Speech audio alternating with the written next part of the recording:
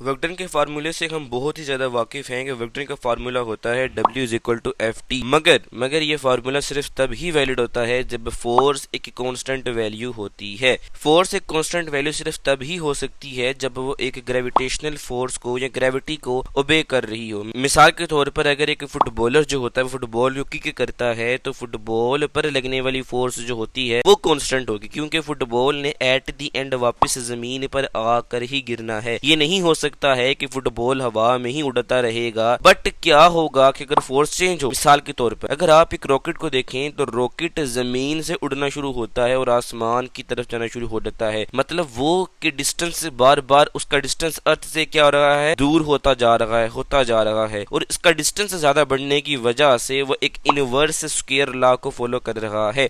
Inverse square law होता है F is inversely proportional to 1 by R square. आपने Coulomb का लॉ पढ़ा होगा, एफ इज इक्वल टू के Q1 Q2 बाय R2। अगर आप इसमें देखें तो कांस्टेंट फैक्टर में तो एफ इनवर्सली प्रोपोर्शनल R2 के। सिमिलरली यहाँ पे रॉकेट का भी ये सीन है कि वो इनवर्स स्क्वायर लॉ को फॉलो कर रहा है, मतलब जैसे जैसे वो एक जमीन से ऊपर उड़ा है तो वो डिस्टेंस ज्यादा से ज्यादा कवर करता जा रहा है और अर्थ की ग्रेविटेशनल फील्ड को एस्केप कर रहा है। इन शॉर्ट वो ग्रेविटी के अगेंस्ट काम कर रहा है। तो जब भी कोई चीज ग्रेविटी के अगेंस्ट काम करती है तो उसके ऊपर लगने वाली फोर्स कांस्टेंट फोर्स नहीं बल्कि एक वेरिएबल फोर्स होती है। अब हम कंसिडर कर लेते हैं कि एक रॉकेट जो है वो पॉइंट ए पे था जब उसने जमीन से उड़ना था एंड वो पॉइंट बी पर जो है वो स्पेस में पहुंच जाता होता है। हम इस चीज से बहुत अच्छी तरीके से वाकिफ हैं कि कहीं इसने डिस्प्लेसमेंट ज्यादा कवर की होगी तो कहीं इसने डिस्प्लेसमेंट कम कवर की होगी। हम सपोज कर लेते हैं कि एक पॉइंट पे जिसने डिस्प्लेसमेंट कवर की है हम उसे डेल्टा 1 का नाम दे देंगे, डेल्टा D1 का नाम देंगे एंड जो इसने दूसरी जगह पे डिस्प्लेसमेंट को कवर किया है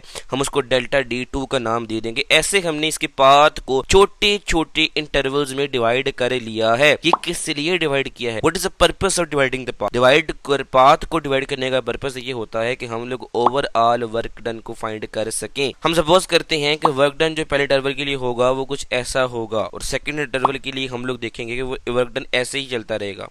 इस तरह जब हम लोग फर्दर चलते जाएंगे, सब इंटरवल्स का वर्क डन कैलकुलेट करते जाएंगे तो हमारे पास एक नंबर ऑफ वर्क डन आ जाएगा। तो जब हम इसको ऐड करते हैं तो ओवरऑल वैल्यू हमारे पास आ जाती होती है और वो कुछ वैल्यू इस तरह की आ रही होती है। अब यहाँ पे जब हम लोगों ने इन सब को एक एज अ स्मॉल क्वांटिटी लिखना होता है तो हम क्या लिखते हैं, सिग्मा का साइन इस्तेमाल करते हैं और सिग्मा के नीचे लगने वाला आई जो होता है वो बहुत ही ज्यादा इंटरेस्टिंग अटेंशन का हामिल है। आई जो है इंडेक्स ऑफ सबमिशन होता है। What does the index mean? Index का मतलब होता है कि इशारा करना किसी चीज की तरफ और इंडेक्स ऑफ सबमिशन का मतलब होगा कि जो आई के ऊपर जो हम लोग एक वैल्यू लिख देंगे वही स्पेसिफिक वैल्यू ओवरऑल क्वांटिटी की होगी। जैसे फॉर एग्जांपल अगर सिग्मा के नीचे आई की वैल्यू 1 है तो फोर्स की वैल्यू भी 1 होगी एंड कोस की वैल्यू भी 1 होगी एंड डेल्टा D1 की वैल्यू भी 1 ही होगी। ये लिमिट लग जाती है। जैसे आप अच्छे तरीके से जानते हैं कि इंस्टेंटेनियस क्वांटिटी में भी